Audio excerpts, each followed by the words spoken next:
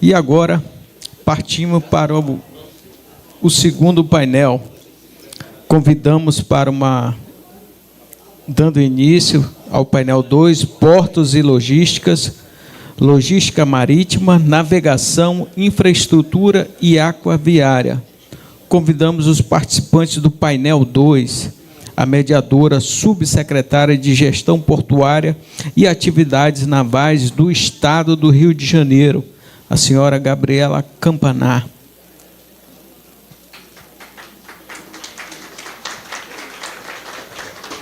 Obrigado. Por favor.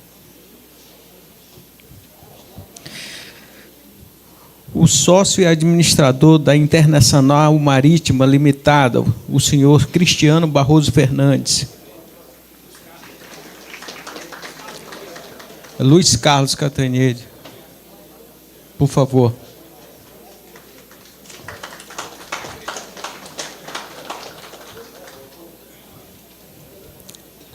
O diretor de Departamento de Navegação e Fomento do Ministério de Portos e Aeroportos, o senhor Daniel Rodrigues Aldigueri.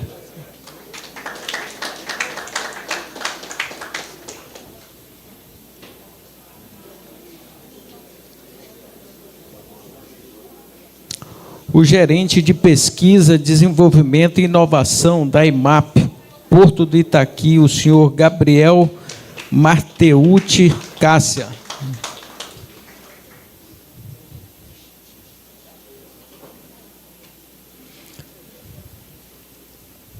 Podemos começar. Bom dia. Primeiro, agradecer a organização pelo convite. Vocês vão estranhar, mas eu fui apresentada como secretária adjunta de Economia do Mar e também como Gestão Portuária e Atividades Navais. Na verdade, a gente teve uma junção no governo do Estado e está tudo na mesma pasta.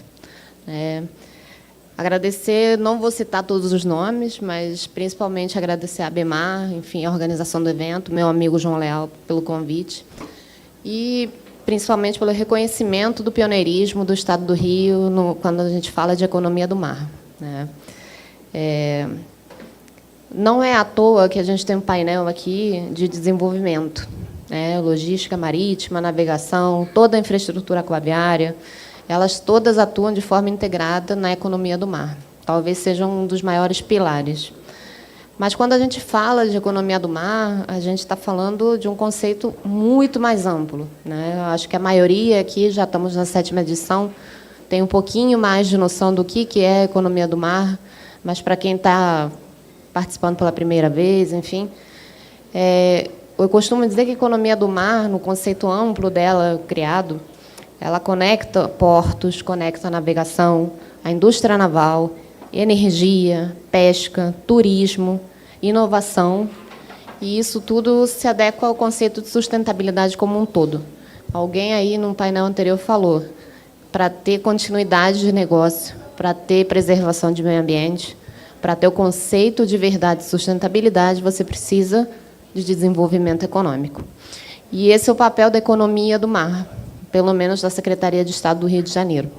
A gente atua pelo viés de desenvolvimento, pelo viés de ESG, conceitualmente, como ele nasceu, com o foco de economia. O Brasil, a gente sabe, tem 8.000 quilômetros de costa, um enorme potencial ainda subaproveitado, mas que esse evento aqui demonstra que a gente está no caminho certo como país.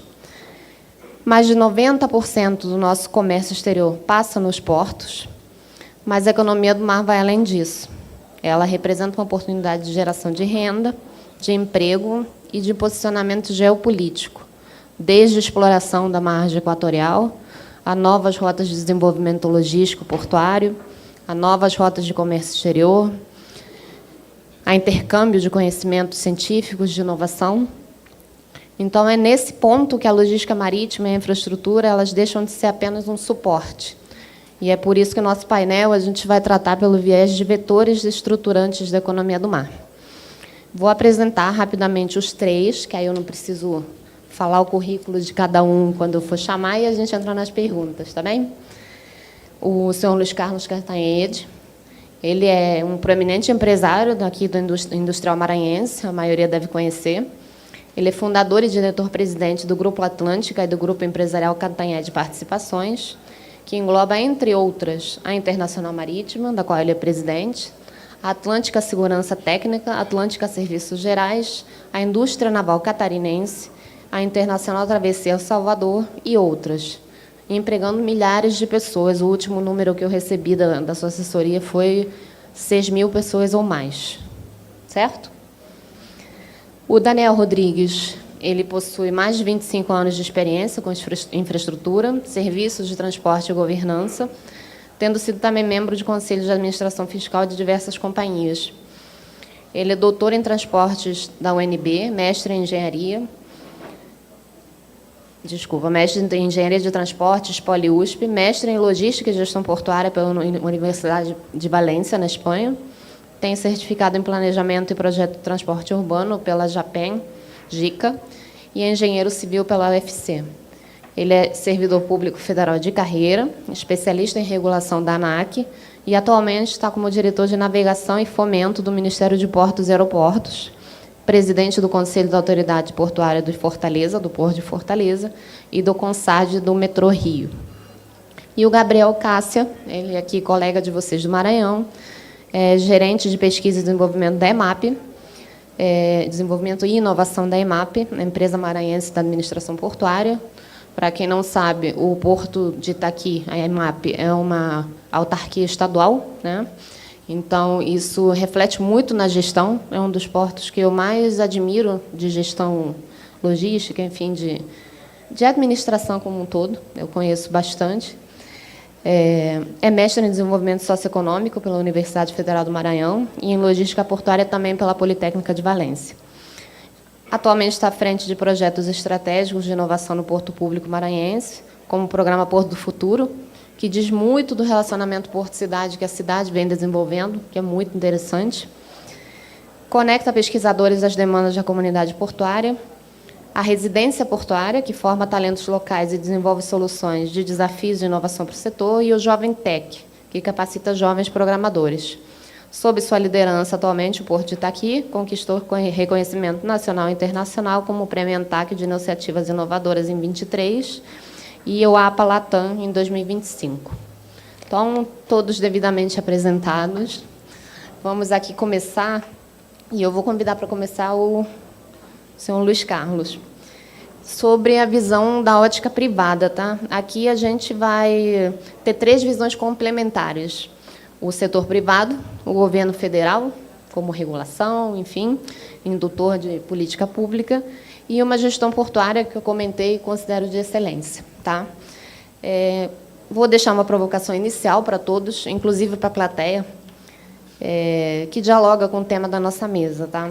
Como transformar a economia do mar em uma estratégia integrada de desenvolvimento, e não em conjunto de iniciativas isoladas. Como eu estava conversando agora há pouco com alguém, a gente vê no setor muitas iniciativas, muitas indo em encontro comum e pouca sinergia nessas iniciativas para serem provocadas, às vezes, nos locais corretos.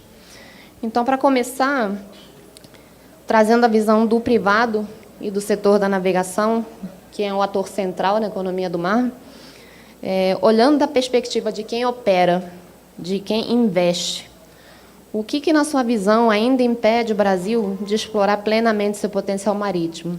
Então, assim, qual é a motivação desse desenvolvimento naval no Maranhão?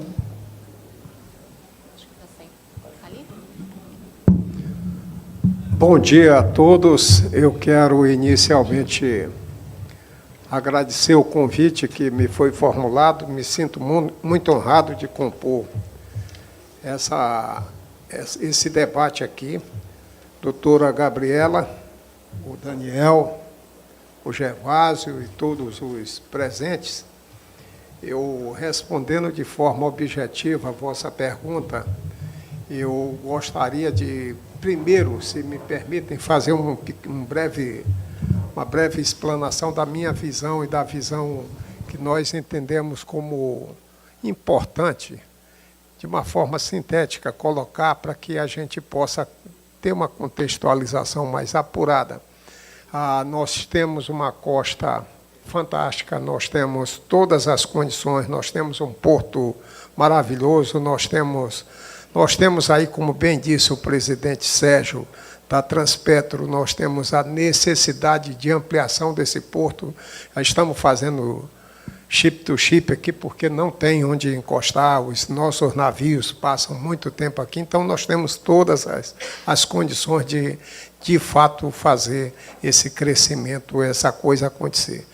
Eu entendo que nós temos uma possibilidade, nós temos uma necessidade de discutir profundamente e compreender o que trava, ou o que a gente pode destravar para que a gente possa, de fato, fazer e levar o nosso Estado e oferecer para a classe empresarial, para quem se dedica a aquilo que é necessário para que haja um investimento, para que haja a visão bem firme, bem forte dessa situação.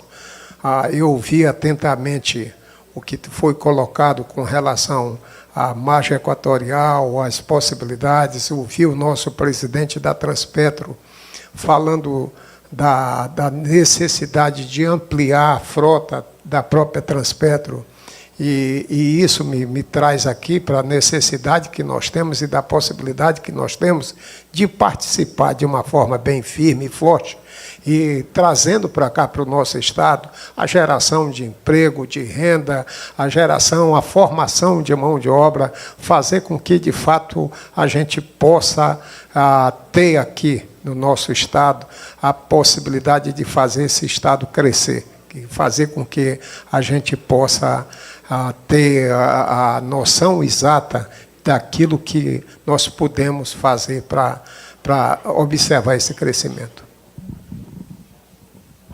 Bom, a sua fala, ela toca exatamente no ponto central, né? Não existe economia do mar forte sem uma prática consolidada, no caso, para a indústria naval, né? E aí nos leva diretamente para o papel do Estado, né, como indutor desse desenvolvimento. E vou provocar o Daniel, à frente do Departamento de Navegação e Fomento, né, justamente atuando nessa estruturação dessas condições favoráveis para esse desenvolvimento naval.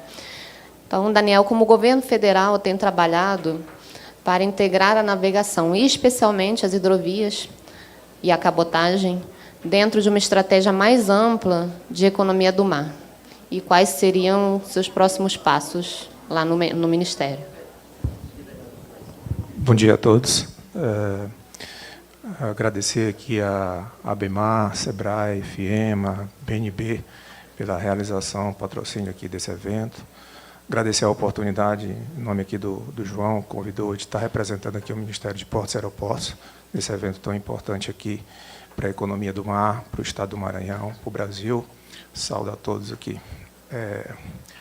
Então, para fins de fomento, né, e de incentivo, a gente tem uma série de ações em andamento e alguns instrumentos já muito bem estabelecidos. Um deles é o Fundo da Marinha Mercante, né, que é o grande instrumento de financiador da indústria naval, mas não só da indústria naval.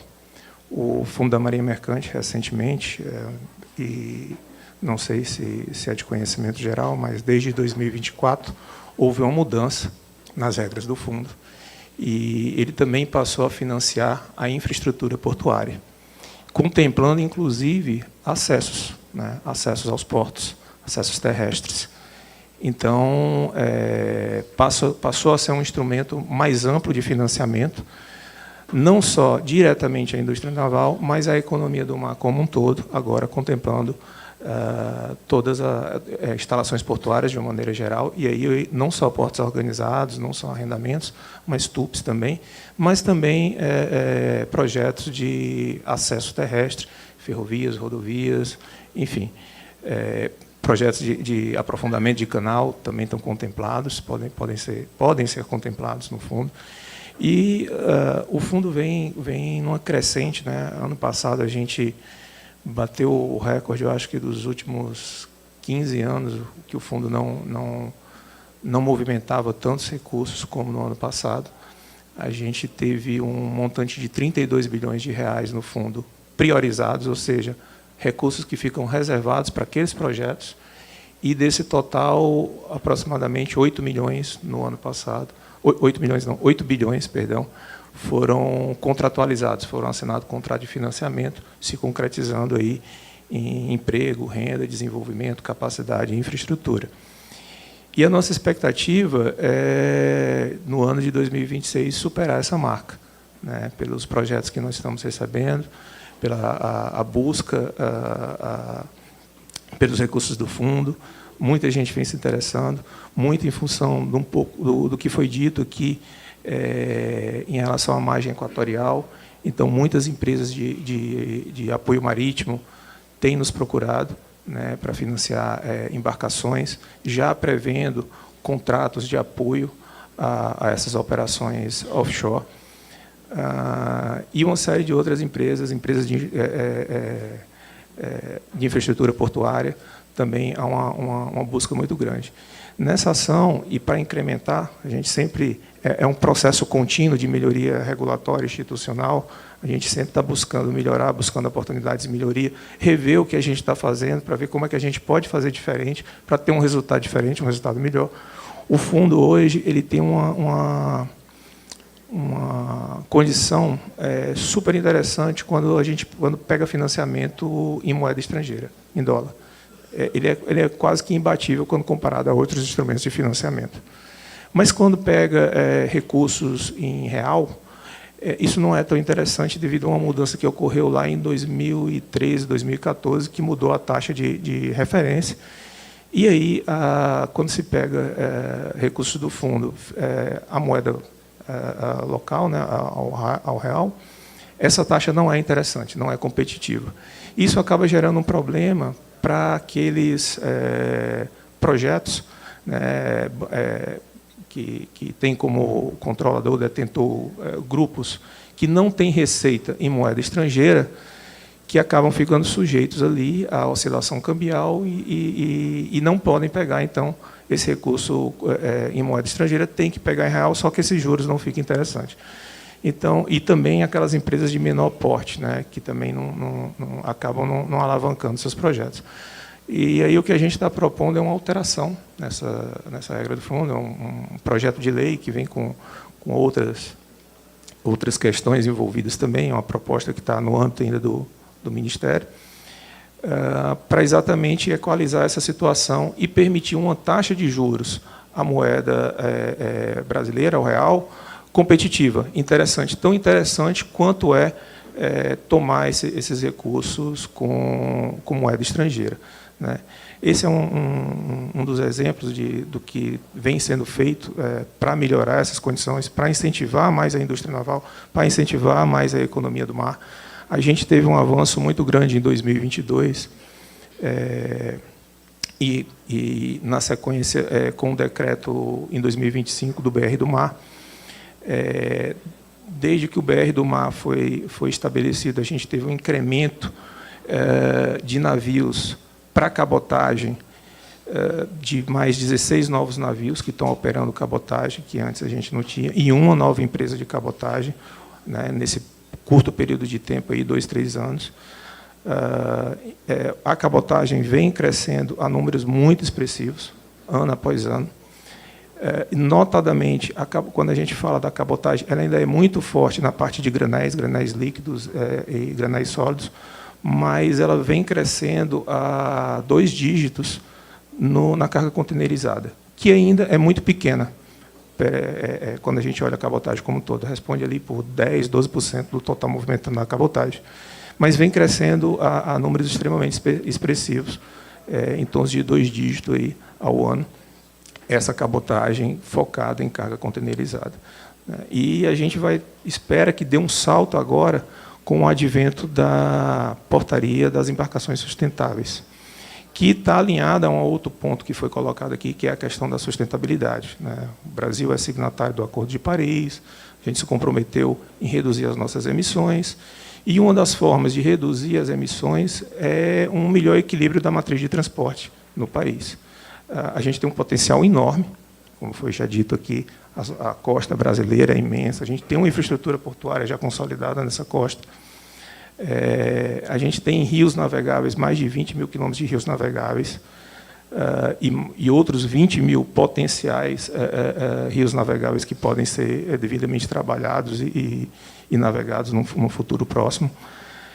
Então, a gente tem esse trabalho de incentivar essa mudança da matriz de transportes no Brasil, de que o transporte aquaviário, né, que está intimamente relacionado à economia do mar, ele passe a ter uma representação maior na matriz de transportes. E aí a gente está falando de um modo de transporte que, quando comparado com a rodovia, ele emite 5 vezes menos poluente do que uma tonelada quilômetro transportado, quando eu comparo com a rodovia, 2 vezes menos do que a ferrovia e assim por diante. Então, essa portaria de embarcações sustentáveis ela vai sair voltada para incentivar mais ainda essa questão da cabotagem, trazendo condições de segurança jurídicas para que sejam utilizados navios sustentáveis e em condições favoráveis de afretamento dessas embarcações. A previsão da gente aí é início de junho. Eu não vou me alongar tanto aqui, porque senão eu não vou parar de falar, que tem um monte de coisa aí. Então eu vou parar por aqui e depois eu vou complementando, tá, gente? É isso.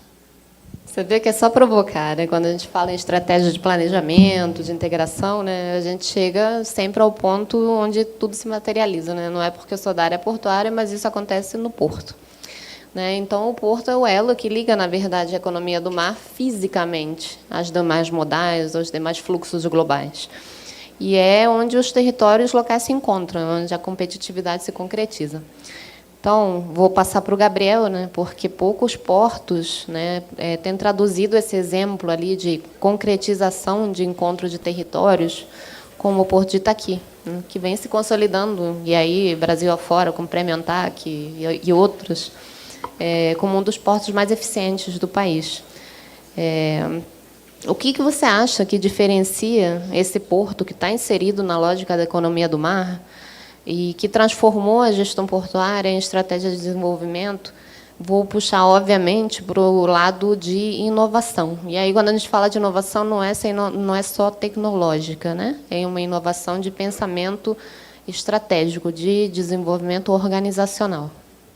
Ok, perfeito. Obrigado, Gabriela. Bom dia a todos. Primeiro, parabenizar pelo evento, né? A ABMAR, a FIEM, o SEBRAE, é sempre uma satisfação falar do setor portuário, falar daquilo que a gente faz e ama, né? É também uma alegria estar aqui com o Dr. Luiz, o Daniel, né? É muito bom esse tipo de debate, a gente sempre volta com mais conhecimento. Acho que tem muita coisa que a gente pode falar sobre a gestão portuária da EMAP, né? Eu queria comentar um pouco sobre o que é essa gestão e sobre o que é o porto no Maranhão, né? Muitas vezes, você que a audiência aqui conhece de porto, mas o Maranhão possui o maior complexo portuário do país em volume de movimentação de cargas. Então, nós temos 3 grandes portos aqui, né? A Vale exportando mais de 170 milhões de toneladas de minério, que vem pela Ferrovia dos Carajás. A Alumar, que traz a bauxita do Pará, transforma e exporta alumina, isso dá 15 milhões, mais ou menos, de toneladas. E o Porto de Itaqui, que é administrado pela EMAP, que é o porto público, que ano passado bateu seu recorde, chegou a quase 37 milhões de toneladas de cargas movimentadas, né? Então, o Maranhão realmente é um grande hub portuário no nosso país, principal porto do Arco Norte. Então, é muito importante que as pessoas do Maranhão saibam também, tenham essas informações. E o que o Porto de Itaqui faz, né? O que a gente movimenta, né? Qual que é a nossa tradição portuária? Hoje, desses 36 milhões de toneladas, 70% mais ou menos são os granéis sólidos. Então, a gente exporta muita soja, 16 milhões foi recorde ano passado, milho, a gente importa fertilizantes, mais de 4 milhões. A COP, que é a nossa principal operadora de fertilizantes, está conectada com o Tocantins via ferrovia, então esse fertilizante vai via ferrovia. A celulose da Suzano vem via ferrovia, eles exportam também quase 2 milhões de toneladas de celulose. Hoje, a soja faz 50-50 entre rodovia e ferrovia. Então, eu estou dizendo isso para destacar que a gente é um porto multimodal muito conectado, né? A gente está conectado com a Norte-Sul, Ferrovia dos Carajás, Transnordestina. Então, tudo isso nos faz um porto muito estratégico. E somos o grande hub de granéis líquidos, né, desse eixo norte. Né? A gente, ano passado, movimentou ao redor de 9 milhões de toneladas de granel líquido. Aí o presidente da Transpetro falou aqui. Então, a gente tem muitas grandes empresas atuando, Granel Química, Transpetro, Raízen, Santos Brasil, né, empresas grandes que estão aqui no Maranhão fazendo essa operação. Né? E aí, hoje, o Porto de Itaqui possui uma infraestrutura de 9 berços de atracação, com profundidades naturais que variam de 12 a 19 metros. Isso faz com que a gente tenha facilidade de receber grandes navios, grandes embarcações, sem um custo altíssimo de dragagem, que é o que acontece em muitos outros portos do país. E a gente inaugura esse ano o berço 98, mais um berço para operação de granel, construído com recursos da autoridade portuária, né, o que é uma coisa já um pouco diferente do que acontece no resto do país. Então, isso também traz um pouco, reforça a capacidade de gestão, tanto do nosso governador Carlos Brandão, quanto da presidência da EMAP, nossa presidente Oquelina, que estão olhando para o porto como esse espaço que tem que prover a infraestrutura para o setor privado ter condições de operar, né? Ter condições de fazer o trabalho. Porque a administração portuária administra, fiscaliza, mas quem opera é o privado. E o privado tem que ver esse espaço como estrategicamente viável para a operação portuária. E aí entra, Gabriela, a tua pergunta, né? O que a EMAP faz? Né? Qual é esse destaque? Eu acho que tem várias áreas que podem ser destacadas, mas eu diria que hoje a EMAP tem uma gestão pública portuária com uma visão estratégica de mercado. Então, poucos portos no país hoje têm certificação em qualidade, segurança, meio ambiente, em segurança da informação, que a gente sabe, né, os riscos de segurança da informação. Hoje, a EMAP, né, tem essas certificações. E na área ambiental, a gente falou muito de sustentabilidade. Luane deve estar por aqui. É um dos poucos portos que tem um plano de descarbonização, que esse ano a gente começa a implementar todas as metas desse plano de descarbonização, e tem uma gerência dedicada à pesquisa e inovação. Hoje, no país, Itaqui, Suape, Santos tem uma iniciativa interessante, mas não tem uma área dedicada.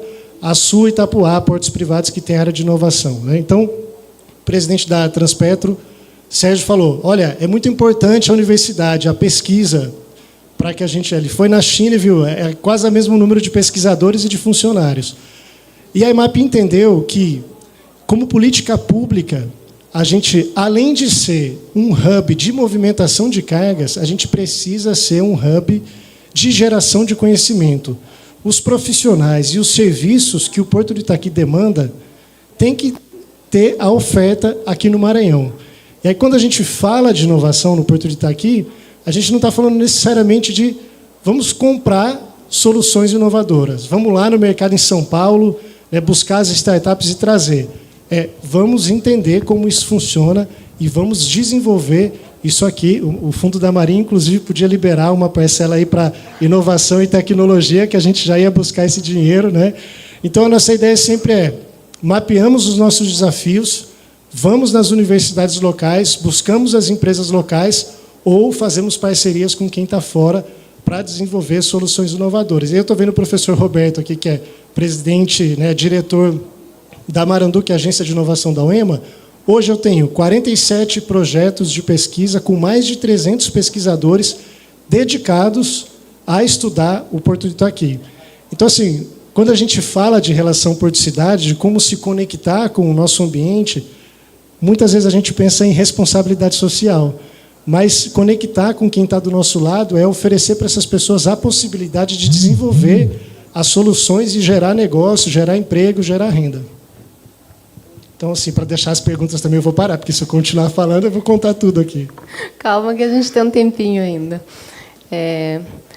Acho que, assim, gerar oportunidades em que a tua sociedade conheça o teu porto, conheça a importância dele para o seu dia a dia, é o caminho. Eu acho que se todos os portos trabalharem, atuarem nesse sentido, o setor fica fortalecido. Né?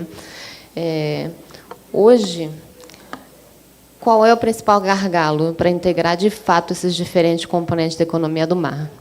A gente não tem um gargalo só, a gente tem vários. Então, acho que, por esse pensamento, a gente consegue começar a trabalhar em conjunto, privado, governo federal, cada administração portuária e empresários, né, que é o principal, que estão ali no dia a dia, usufruindo dos serviços do porto, para, de fato, desenvolver aquela cidade, aquela economia no entorno, né? Eu vou fazer mais uma pergunta aqui para o senhor Luiz Carlos. Quais seriam as práticas desenvolvidas nos estados que já têm a indústria naval consolidada e que benefícios essas práticas, esses incentivos trazem para esses estados? Então, eu acho que, talvez, se você me permite, eu começaria pela falta de diálogo, com devido respeito a todo o lado público, a falta de diálogo entre o público e o privado, a compreensão daquilo que é necessário fazer para destravar o desenvolvimento. E eu vou começar dando alguns exemplos. Nós estamos aqui, e aí é um desabafo, me permitam, nós estamos aqui eu acho que mais de 5 anos, tentando implantar um estaleiro aqui no Maranhão. E, lamentavelmente, não conseguimos até agora as licenças e uma série de outras dificuldades. Nós ampliamos o nosso estaleiro lá em Santa Catarina, e, na ampliação, entre projeto e aprovação, nós demoramos 6 meses. Aí nós temos, então, na minha visão, nós temos que desenvolver, junto com o público, aquela coisa do diálogo, da busca de encontrar formas de se fazer. Nós estávamos ainda há pouco ouvindo a preocupação com relação ao Instituto Chico Mendes, que quer implantar uma RESEC, e pior, quer levar uma indústria que está aqui consolidada, que é a Alumar, junto. E, além disso, naturalmente, pegando toda a parte portuária, e isso significa tolher tudo que a gente pode fazer e que necessita fazer. E aí, se você me permite, eu diria que, nesse diálogo, que a gente pudesse, o privado, mostrar para o público e, naturalmente, discutir, onde necessário fosse, aquilo que nós temos de oportunidade. Eu conversava e via, aí levantei, nós temos no sul do país, nós estamos falando do porto de Paranaguá, nós estamos falando lá de Santa Catarina, junto lá do Rio Grande do Sul. Nós temos uma frota, só para ilustrar para os senhores, nós temos uma frota de aproximadamente 50 rebocadores, para ficar num único exemplo, 50 rebocadores. Aqui no porto de Itaqui, aqui no nosso porto, nós temos 25. Nós temos 25. E sabe o que acontece com esses rebocadores daqui do Maranhão? Saem daqui para fazer manutenção fora. E o comandante dos portos está aí e sabe, e a legislação obriga que essas manutenções sejam feitas a cada 2 anos e meio. E imaginem vocês o custo que é levar esses rebocadores para fora. Nós estávamos falando aqui, e o presidente da Transpetro também colocava, da margem equatorial, da necessidade de embarcações, tanto para transporte de peças, para transporte de combustível, de tudo. E nós não temos, e não estamos nem sequer pensando numa base offshore. E aonde é que nós estamos? Qual é a nossa localização? A nossa localização é a melhor e é aquela que mais oferece condições disso aqui. Nós temos aqui a possibilidade de fato, ter e numa escala fantástica, a possibilidade de gerar emprego, e emprego de qualidade com bons salários, porque essa indústria ela oferece um salário bem significativo. Nós temos a possibilidade de formar mão de obra aqui local, nós temos, enfim, uma possibilidade grande de fazer nascer e crescer essa indústria naval aqui no nosso estado. E isso não se trata de sonho, é uma realidade. Nós temos aqui, de novo eu repito, embarcações saindo daqui para fazer manutenção fora, nós temos a necessidade de construção, nós fazemos aqui, e a nossa empresa, só para contextualizar, nós fazemos a travessia aqui da ilha para o continente com ferryboats, e para fazer a manutenção desses ferryboats, nós fazemos na lama. Na lama é um negócio terrível, terrível, e não fazemos... Não se tem a possibilidade de buscar o que se necessita. Então, de forma bem objetiva, nós temos um Estado rico, nós temos uma possibilidade fantástica, nós estamos falando aí de uma possibilidade que, numericamente, tem uma coisa fantástica, e o que eu entendo que é necessário é que a gente possa, de fato, dialogar, que a gente possa ter um encaminhamento que nos leve a destravar todas essas dificuldades que a gente tem aí. Isto transposto, isso passado, a gente tem, com certeza, as melhores condições desse país. Nós estamos aqui próximo da margem equatorial, nós temos aí tudo para a construção de embarcações, para a manutenção de embarcações, nós temos bastante do que fazer. Olha, agora mesmo, o presidente da Transpetro também estava falando, além de navios, eles fizeram um bid para contratar um número expressivo de barcaças e de empurradores. E o que era mais interessante, para entregar em algumas regiões, para fazer bunker. Aí o que ocorre? As barcaças que eles conseguiram contratar foram para atender aqui, foram contratar do estaleiro de Manaus. Por quê? Porque, de novo, não temos aqui.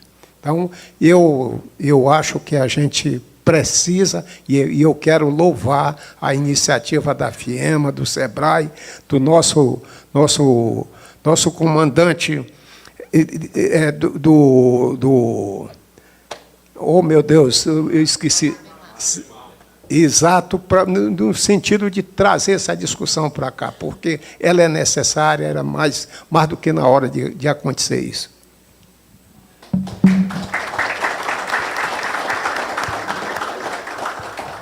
Bom, gente, acho que ficou claro aqui que a logística e a infraestrutura não são suporte, né? Elas são alavancas de desenvolvimento, e que a integração, né, se apresenta como talvez o grande desafio, mas também a maior oportunidade.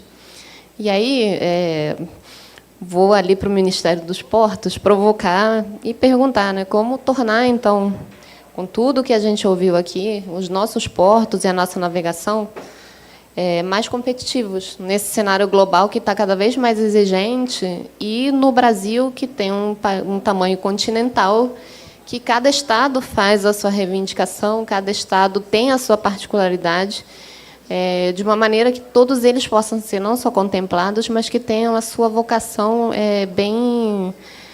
bem atendida, e com a urgência, talvez, que ela tem que ser atendida, porque a gente fala, estamos chegando, mas quem é do setor sabe que a gente está um pouquinho atrasado, na verdade.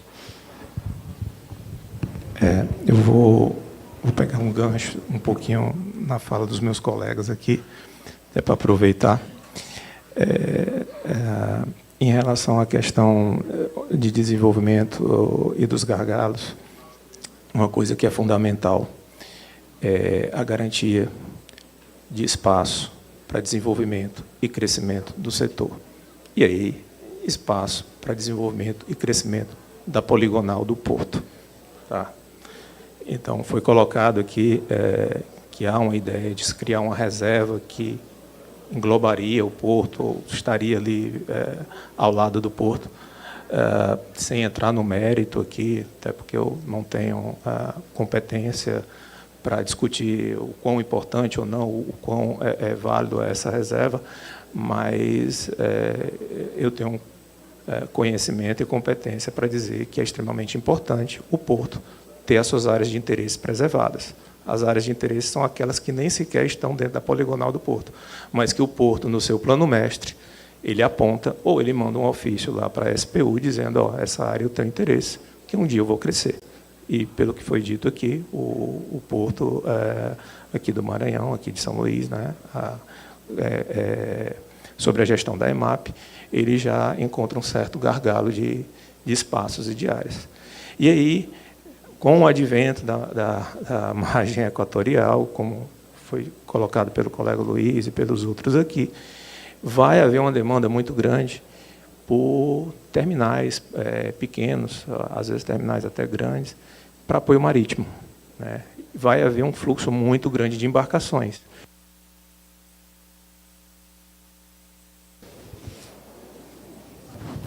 Pronto, continuando.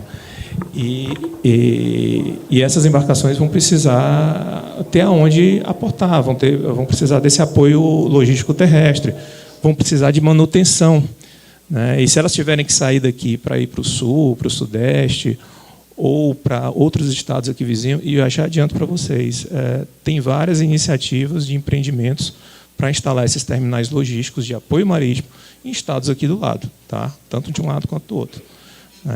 É uma pena ouvir que aparentemente não está havendo esse movimento aqui. E aí, entrando mais além, toda a questão de manutenção, aquela manutenção maior, né, que precisa de uma docagem para não ter que fazer na lama, isso tudo vai ser necessário. E quem se organizar e quem implementar a infraestrutura vai capturar essa oportunidade em termos de geração de emprego e renda e desenvolvimento econômico, né? Os estados aqui do lado, que compõem também a margem equatorial, já estão de olho nisso. Muita gente do setor de apoio marítimo já está se movimentando, o pessoal do offshore, fortemente, e estaleiros têm procurado, vindo conversar e demonstrando interesse em colocar suas bases nesses estados, já avisando isso. Então, isso é muito importante. Esses terminais precisam estar dentro do porto público? Não precisam. Mas, se tiver espaço lá, ótimo, não tem problema.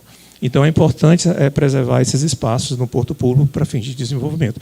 Esse é um gargalo que a gente tem. Isso não é exclusivo daqui, da EMAP, tá? Isso é uma questão generalizada. Às vezes você tem um porto, você tem um aeroporto, e as pessoas esquecem que isso vai crescer e começam a ocupar os espaços em volta ou criar restrições que aquilo ali acaba não se desenvolvendo. Historicamente, a gente tem zilhões de exemplos disso acontecendo não só no Brasil e no mundo, o que não quer dizer que a gente deve deixar acontecer aqui. Tá? Então, é um lembrete. Pegando o gancho com a questão da inovação, hoje, um percentual do AFREM via Fundo da Marinha Mercante, o AFREM é o que alimenta o Fundo da Marinha Mercante, tá, pessoal? Ele vai para o FNDCT, que é o Fundo Nacional de Desenvolvimento Tecnológico e Científico. E já faz assim, uns 10 anos ou mais, eu nem lembro mais, que a gente não tem nenhum edital de pesquisa e desenvolvimento do FNDCT voltado para a indústria naval, voltado para a economia do mar, voltado para a navegação, voltado para a inovação portuária. Não tem. E aí eu estou colocando aqui uma iniciativa, e é bem iniciativa mesmo. A gente tem iniciado umas conversas internamente em âmbito de governo federal, dentro do Ministério de Portos e Aeroportos, e já começando a conversar com o Ministério de Ciência e Tecnologia, que é o controlador desse fundo, que recebe esses recursos, para vocês terem uma ideia, é da ordem ali de 200, 300 milhões por ano, para pesquisa e desenvolvimento. Para a gente tentar promover e estabelecer, lançar editais de pesquisa, inovação, desenvolvimento tecnológico, a partir do ano que vem, porque a gente trabalha esse ano para programar o que vai ser apresentado ano que vem, no âmbito do CT de navegação, né, e no âmbito do FNDCT. E aí eu até vi que estava mais cedo aqui, eu não sei se ele ainda está aí, o reitor da UEMA, e eu acho que tem outros colegas da UEMA também. É importante fazer quórum junto ao Ministério de Ciência e Tecnologia para dizer: eu tenho interesse nesse tipo de edital. Esse edital voltado para a economia do mar, voltado para o setor portuário, voltado para a navegação, voltado para o desenvolvimento de tecnologias nacionais que vão ser embarcadas, que vão ser colocadas dentro das nossas embarcações desenvolvidas aqui no Brasil. Tá? Então, isso reforça, porque não é só o Ministério de Portos e Aeroportos falando que isso é importante, que esse recurso está lá e que não está sendo direcionado para isso, está sendo utilizado por outras áreas, tá? E que poderia estar sendo utilizado para desenvolver a economia do mar, desenvolver pesquisa e inovação. E aí, dentro dos gargalos, só para tentar fechar aqui, tem toda essa questão, né, da gente pensar bem a integração entre os modos de transporte, e aí com os acessos aquaviários, acessos terrestres, ferrovias, rodovias, e aí isso perpassa pela questão do planejamento. Então, hoje a gente tem o PIT, Plano Integrado de Transportes, que dele deriva o PNL, que, por sua vez, deriva os planos setoriais. Aí a gente tem o plano setorial aquaviário, digamos assim, né, que é navegação e hidrovias, e tem o plano setorial portuário. Dele deriva todos os outros planos operacionais, que são os planos gerais de outorga, o PAP, que é o Programa de Arrendamento Portuário, os planos mestres de cada porto, os seus PDZs. Então, a gente vai desde o planejamento macro ao planejamento micro, e o PIT ele veio para isso, para trazer essa visão integrada. Ele é desenvolvido por vários ministérios, mas principalmente o Ministério de Transportes, Ministério de Portos e Aeroportos, onde a gente senta junto, conversa para verificar essa sinergia, né, e não a sobreposição, não a competição, né? Eu tenho uma hidrovia e tenho uma rodovia. Não, vamos investir aqui na hidrovia, é mais barato, é mais sustentável, e aí a gente faz uma conexão aqui com a rodovia lá na frente, e depois a rodovia vai fazer uma conexão com a ferrovia, assim vai, e a gente vai integrando. Então, isso está sendo pensado também envolvendo a questão das linhas de cabotagem, etc. e tal. E aí a gente passa também pelo desenvolvimento no âmbito dentro dos portos, que aí tem o programa de arrendamentos portuários. A gente teve uma carteira agora de 2023, 24, 25, de aproximadamente quase 3 dezenas de arrendamentos que foram feitos nesse período. A gente está com uma expectativa boa para esse ano de arrendamentos. Acredito, se eu não me falha a memória, me corrija, Gabriel, a gente tem um arrendamento para acontecer esse ano aqui no Porto de Itaqui, acho que é o IQI 16, que é um investimento de ordem bilionária para grãos. E tem um outro que eu acho que vai abrir consulta pública, que é o IQI 15. Acho que é isso. Que também está atrelado ao que o Gabriel falou, em termos da vocação aqui do Porto, né, de movimentação de grãos e granéis minerais também, que é para movimentação de fertilizantes, né, que é muito importante. Infelizmente, o nosso país ainda não produz fertilizantes. Está tendo uma produção de fertilizante biológico, mas químico não. Tem alguns projetos para sair, então a gente depende muito da importação desse produto. E aí o grão é exportado e o fertilizante chega pelo mesmo porto e vai ser levado para lá. Então tem esse projeto aí que eu acho que a consulta pública agora no meio do ano, se não me falha a memória, vai acontecer. Então tudo isso são ações que acabam destravando um pouco esses gargalos, né? Essa questão da integração com as hidrovias.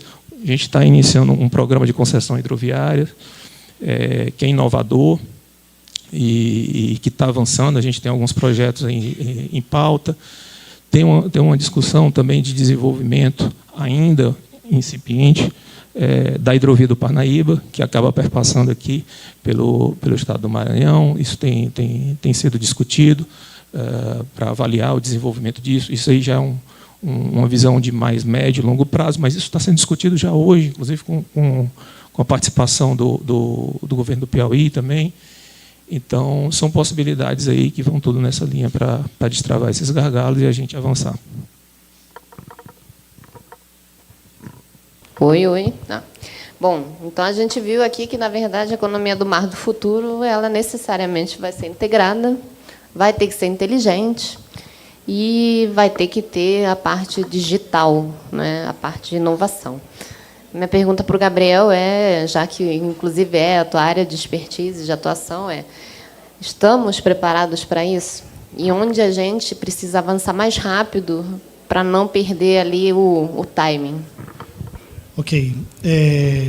Bom, eu acho que a gente está tentando se preparar para isso, né? Essa é um pouco a questão. A gente fala muito de integração logística, multimodalidade, e fala pouco da integração digital entre os participantes de toda essa cadeia, né? Então, muito do que vem sido discutido, né, no setor de tecnologia é que eu tenho que estar integrado digitalmente com todas aquelas pessoas que compõem a minha cadeia produtiva. Então, eu não vou precisar mais trocar e-mails com qualquer tipo de fornecedor ou cliente, porque isso eu vou estar conectado via API, e a partir do momento em que eu estou conectado, eu começo a fazer predições usando inteligência artificial. Mas quando você fala de uso de inteligência artificial, não é você fazer um contrato com o ChatGPT e criar um agente de inteligência artificial. A gente está falando de um volume gigantesco de dados que todas as empresas, né, produzem e que, em geral, estão desorganizados, né, não estão tão organizados. Então, para você utilizar de uma maneira profissional a inteligência artificial, você precisa fazer uma grande reestruturação dos dados da tua empresa, e tudo isso é muito caro e você não vê, né? É um investimento escondido ali, né, que a gente está, né, construindo as bases para o futuro. Então, para dar alguns exemplos, assim, né, o que a gente tem feito nos últimos anos pensando nesse futuro tecnológico, né? A gente, hoje, na IMAP, tem estruturado um data lake, né? O que é um data lake? Né? Então, você compõe uma outra camada de dados que não é o teu banco de dados atual, e ela vira uma camada de dados segura. Então, quem vai ali não vai conseguir invadir os sistemas da empresa. E você estrutura todos esses dados e você começa a utilizar a inteligência artificial em cima desses dados estruturados nesse data lake. Então, a partir disso, você começa a dar um volume de escala para as tecnologias que você pode utilizar no setor portuário. E a gente falou de investimento, né, de recursos para isso, do Fundo da Marinha. Então, por exemplo, da onde a IMAP tem tirado recursos para fazer esse tipo de investimento? Ano passado, a gente conseguiu R$3.100.000 via Lei do Bem, de subsídio fiscal, porque a gente já investe em projetos de inovação. A gente teve recentemente aprovado R$2,5 milhões para um projeto de manutenção preditiva de defensas com a Embrapi. Então, a gente tem ido Embrapi, FINEP, Lei do Bem, porque justamente a gente não tem uma fonte própria de recursos para a inovação dentro do setor portuário. Quando a gente fala, por exemplo, da energia, 1% do faturamento das empresas de energia, eles são obrigados a investir em tecnologia, inovação, em projetos de energia. A gente tem, inclusive, conversado com a Equatorial sobre OPS no Porto de Itaqui. A mesma coisa a agência de petróleo, né? Eles também têm um recurso dedicado. Então, como a gente não tem, a gente vai buscando para lá pegar o recurso dessas outras fontes, em parceria com ICTs, instituições, né, ICTs privadas e públicas, e com as universidades. E o que a gente vê muito agora como caminho, né, como futuro tecnológico, é essa conversa digital, essa integração entre os vários sistemas, tanto internos da autoridade portuária, quanto das empresas que estão ao redor, né, no meu caso, da autoridade portuária, e as outras empresas no caso delas. E aí você começa a criar centrais inteligentes que dialogam, né? Então, quando o caminhão está lá chegando lá no posto do Grupo Valen para embarcar no Tegran, eu já estou sabendo disso, eu estou vendo a prancha do navio, as condições climáticas, manutenção, e tudo isso está sendo processado, e a gente vai começando a fazer predição do que pode ser feito no futuro, né?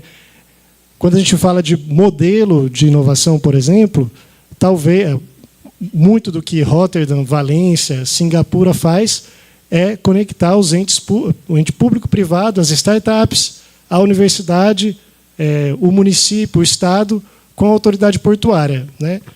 A China é um pouco diferente, porque eles têm esses grandes planos do Estado de desenvolvimento. Então, de repente, a gente pode fazer um mix, né, desses planos, ter um plano de desenvolvimento para o setor portuário, aonde a gente quer estar em 2040, falando de tecnologia e inovação no setor portuário, e a gente criar um plano com os recursos, né, vindos dessas fontes, e fazer essas conexões com os entes locais, né?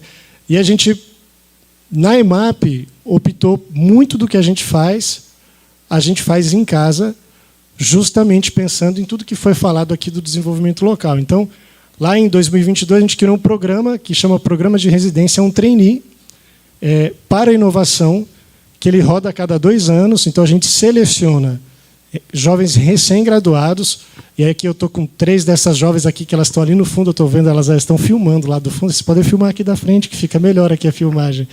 Então, elas estão aqui hoje, elas são engenheira da computação, oceanógrafa, engenheira aeroespacial.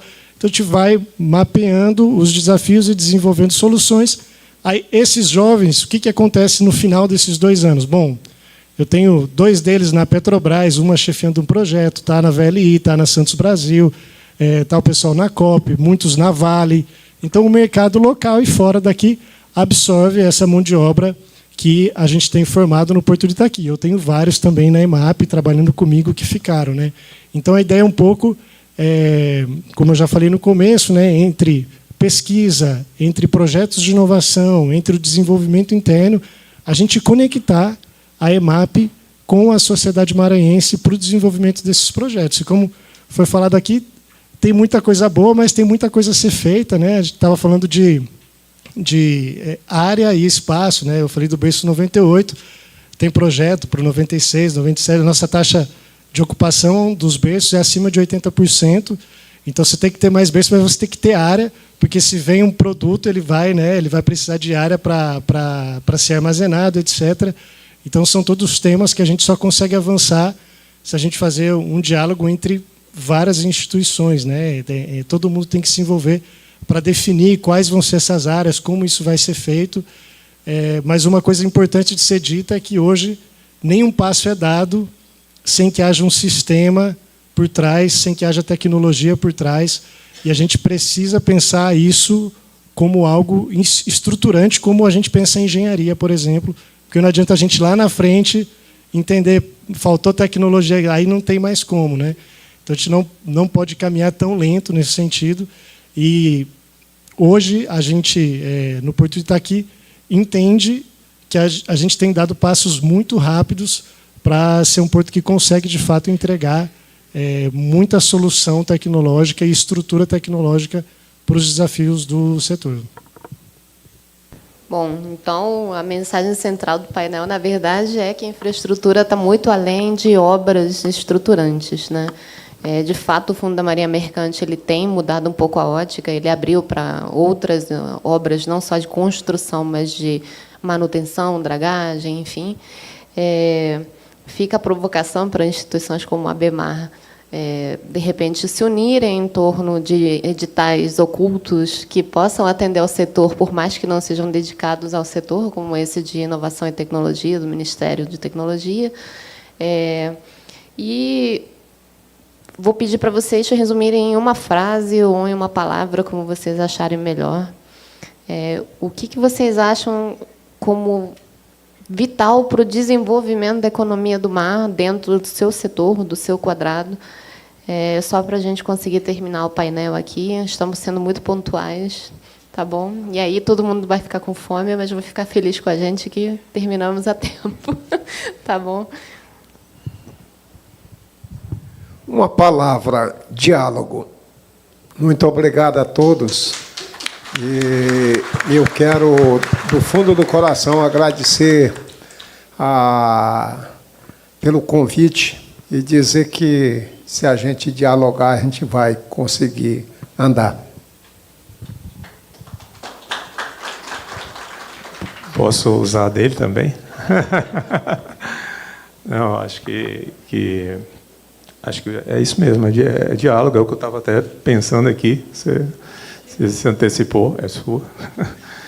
E eventos como esse aqui é exatamente isso. Um evento desse tipo aqui, ele permite o diálogo aqui, representantes do setor público, do setor privado, formulador de política, autoridade pública portuária, a academia está aqui e vários outros agentes, conversando, compartilhando ideias, trazendo preocupações, ouvindo outras situações. Então, esse tipo de iniciativa, de evento, é fundamental no âmbito desse diálogo que o Luiz bem colocou aqui e que a gente deve continuar, certo? Para o desenvolvimento da economia do mar, para o desenvolvimento do Estado do Maranhão, né? E para a gente superar todos esses gargalos que foram colocados aqui. E agora? Para não falar diálogo, né? Eu acho que a logística exige uma coisa muito importante que envolve o diálogo, que é conexão, né? A gente precisa estar conectado, né? A gente não faz nada sozinho, a autoridade portuária não faz nada sozinho, o setor privado tem que estar junto, o governo federal. Então, a gente precisa olhar também para os outros e se conectar, encontrar o que a gente tem de afinidade e trabalhar junto, né? Então, eu diria que a minha palavra, para não usar diálogo, que é quase a mesma coisa, é conexão. Bom, gente, agradeço de novo a presença de vocês, todo mundo despendendo do seu tempo, o seu cérebro, o que é muito importante para o setor, e o público também. Eu acho que uma plateia atenta para um painel técnico é muito gratificante para a gente que é do setor. É isso, gente. Obrigada. Convidamos aos participantes do primeiro painel para fazer a foto oficial.